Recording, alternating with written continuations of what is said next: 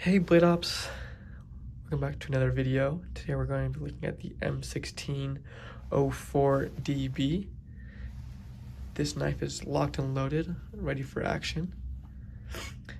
It has a D2 blade steel, which retains an edge, as you can see here. Has a lightweight aluminum handle, which is very nice to hold. Looks very, very professional. With the Deadbolt lock, it's simple and strong to use. Another feature is the ball bearing pivot.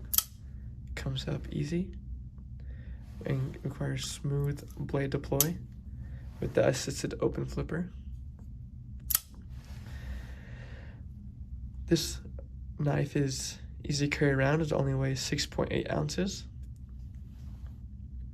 Length about 9.31 inches, but the blade's only about 3.89 inches.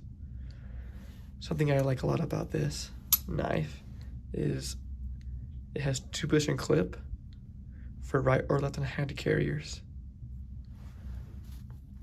Get your M16-04DB at bladeops.com or in store.